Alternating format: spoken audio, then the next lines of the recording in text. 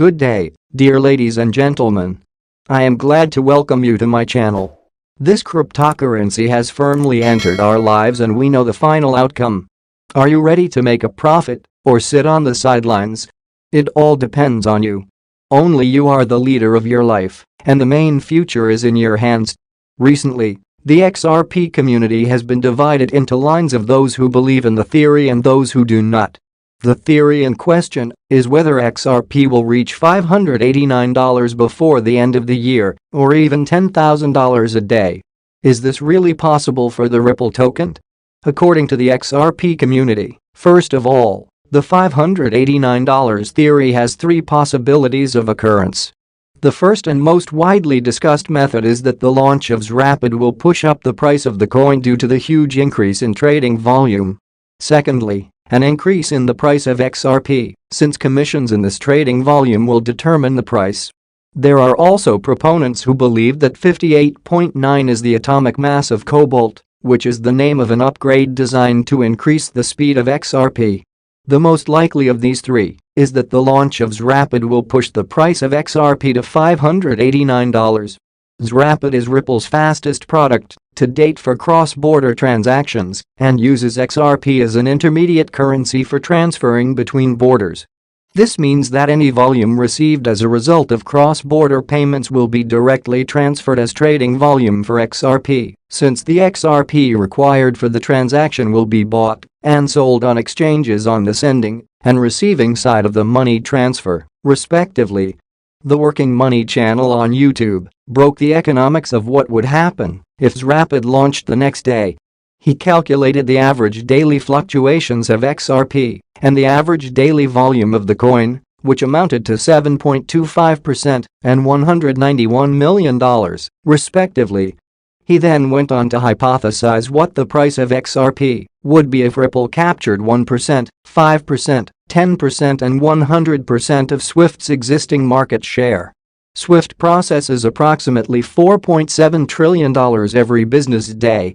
If XRP took 1% of this business, the daily volume of XRP would reach $47.8 billion.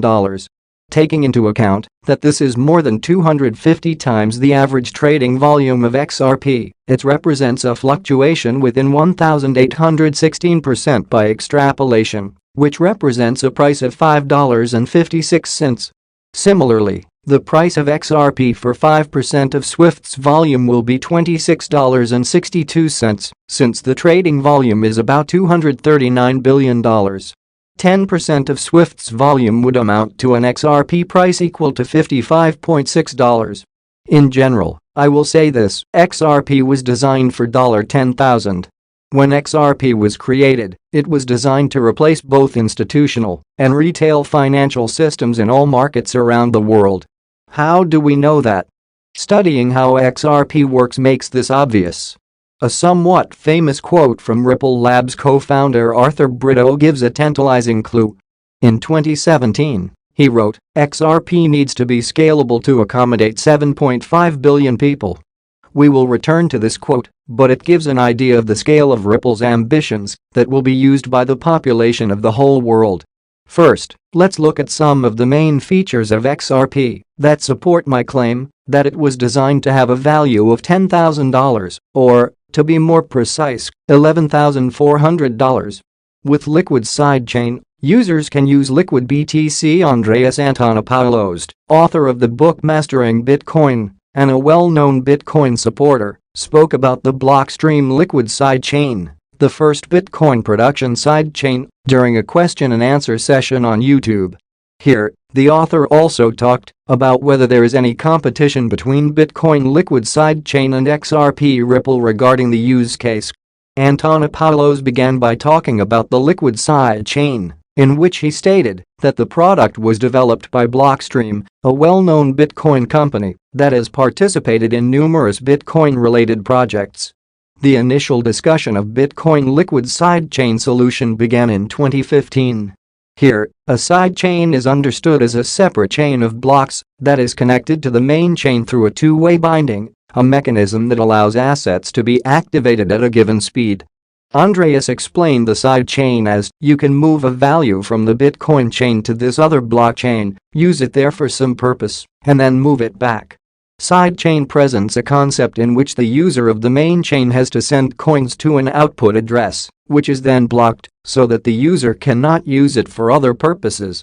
This is followed by a confirmation that is passed down the chain after the initial transaction is completed.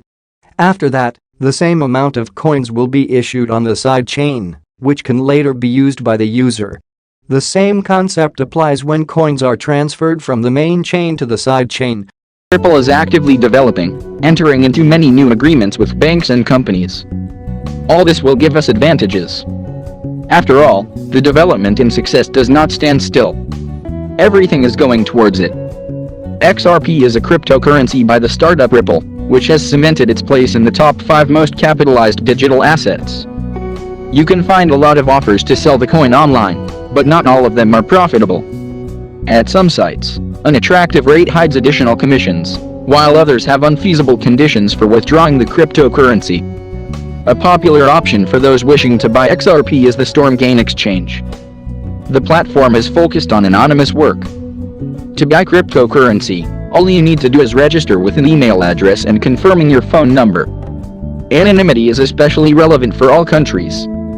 Regulators are actively erecting legal frameworks and taking an interest in the revenues of participants in the cryptocurrency community.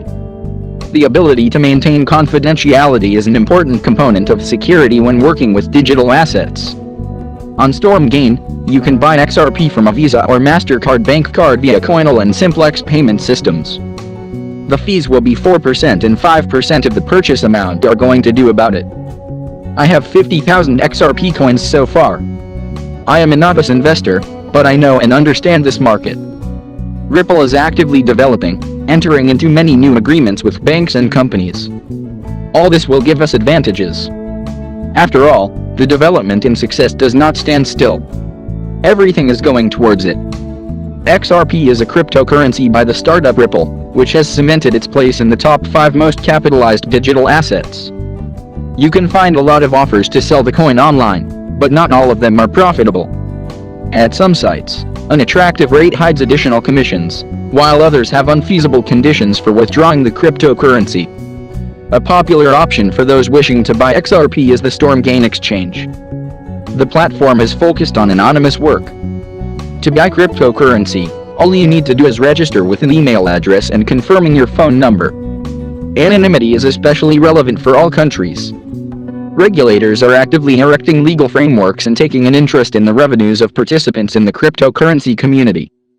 The ability to maintain confidentiality is an important component of security when working with digital assets. On Stormgain, you can buy XRP from a Visa or MasterCard bank card via Coinal and Simplex payment systems.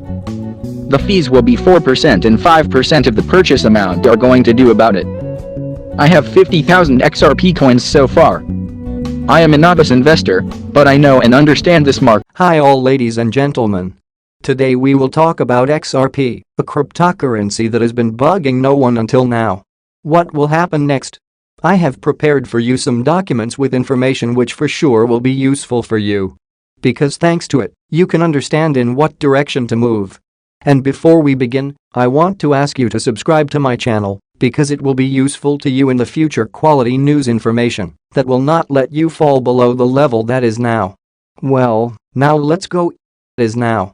Well, Ripple CEO is optimistic the crypto firm will get ruling on XRP lawsuit soon, slams embarrassing SEC. Indeed, the SEC case has already dragged on for as long as one can imagine. The denouement, however, will not come soon enough. Brad Garlinghouse, CEO of crypto company Ripple, said he is optimistic that a ruling on its legal dispute with the Securities and Exchange Commission will be reached in 2023, potentially in the first half of this year. The lawsuit relates to whether XRP should be treated as a security, has important implications for both Ripple and the broader crypto market. Garlinghouse sternly rebuked the SEC's legal battle with his firm Wednesday, saying the conduct of the agency so far had been embarrassing. The head of cryptocurrency and blockchain company Ripple, Brad Garlinghouse, says he is hopeful a resolution will be reached in its spat with the U.S. Securities and Exchange Commission within the first half of 2023.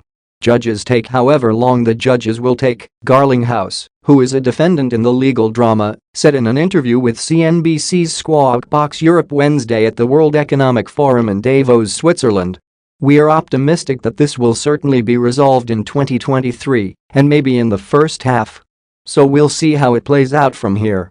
But I feel very good about where we are relative to the law and the facts. The U.S. Securities and Exchange Commission initiated a lawsuit against Ripple in 2020, alleging that the company and its executives illegally sold XRP, a cryptocurrency created in 2012 to investors without first registering it as a security. Ripple disputes the claim, saying that the token should not be considered an investment contract and is used in its business to facilitate cross-border transactions between banks and other financial institutions. In December, Ripple and the SEC submitted their final round of briefs seeking a summary judgment to the case, respectively accusing each other of stretching the law. The judge could make a ruling in favor of either side, avoiding a trial, or put the matter before a jury. Garlinghouse said that he expects a ruling to arrive sometime in the coming single-digit months, potentially as soon as June. He added that he doesn't expect the company will settle the case, although he remains open to the prospect. We have always said that we would love to settle, but it requires one very important thing, and that is that, on a go-forward basis, it's clear that XRP is not a security, Garlinghouse said. The SEC and Gary Gensler has very outwardly said he views almost all crypto as a security. And so that leaves very little space in the Venn diagram for settlement. At a September event organized by the Practicing Law Institute, Gensler said that the vast majority of cryptocurrency tokens are securities. He subsequently hinted that Ether may also qualify as a security. Without referring to it by name, Gensler told reporters in September that crypto staking mechanisms, which reward users who deposit their tokens to secure blockchain networks with interest-like payments, should count as securities offerings, since the investing public is anticipating profits based on the efforts of others. Ethereum, the network behind the world's second-largest cryptocurrency, switched to such a model last year. The only cryptocurrency that the agency has made clear it doesn't view as a security is Bitcoin. Gensler previously stated that the world's biggest cryptocurrency has no group of individuals in the middle, meaning investors aren't betting on an intermediary. The XRP case has important implications for both Ripple and the broader crypto market. A judgment pronouncing XRP a security could potentially impose much stricter curbs on Ripple with respect to the token. This could include requirements for transparency disclosures and greater investor protections, akin to those imposed on regulated broker-dealers. It may also set a precedent for dozens of other crypto and blockchain projects that could potentially be classified as securities. Stressing the significance of the lawsuit's outcome, Garlinghouse said on Wednesday, "Something I've heard here in Davos repeatedly is how important this is not just to Ripple, but also, really, the whole crypto industry in the United States." He added, "I keep reminding people that outside the United States, crypto is still thriving, Ripple's still thriving, and we should make sure we're continuing to engage non-US regulators as well." Embarrassing behavior. In a separate fireside discussion with CNBC's Arjun Karpal Wednesday, Garlinghouse issued a stern rebuke of the SEC's legal battle with his firm, saying the conduct of the watchdog so far had been embarrassing. "From the beginning, I thought it was very clear that the facts were on our side, that the law was on our side," he said. "And I think as you have seen this play out, as you have seen the filings in the court, that the judge certainly is hearing our arguments." He went on, "The SEC's behavior in some of it has been embarrassing as a US citizen. Just some of the things that have been happening, like you've got to be kidding." He said the US is notably absent from the list of regulators developing crypto-friendly rules. The United Arab Emirates, Japan, Singapore, Switzerland and UK are some of the forerunners in this respect, in his view.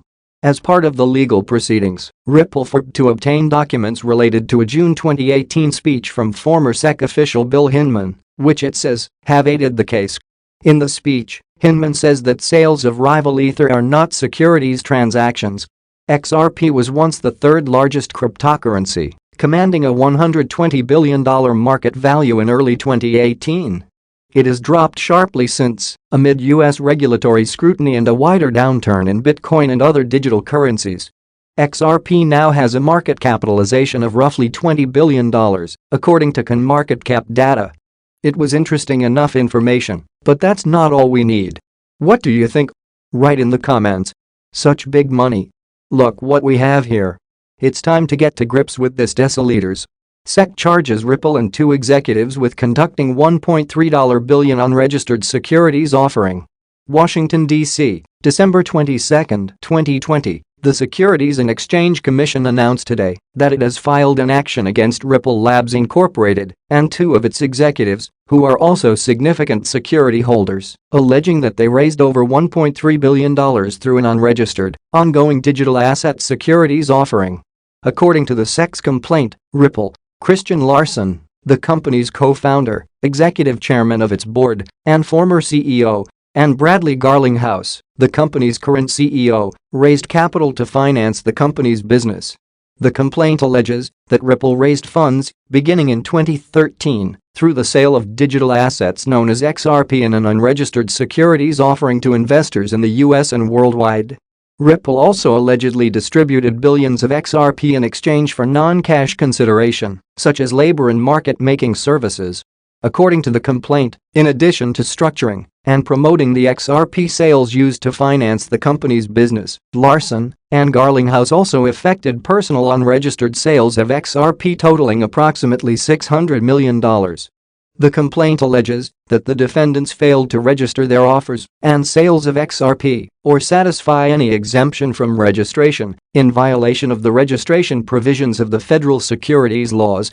Issuers seeking the benefits of a public offering, including access to retail investors, broad distribution and a secondary trading market, must comply with the federal securities laws that require registration of offerings unless an exemption from registration applies, said Stephanie Avakian, director of the SEC's Enforcement Division.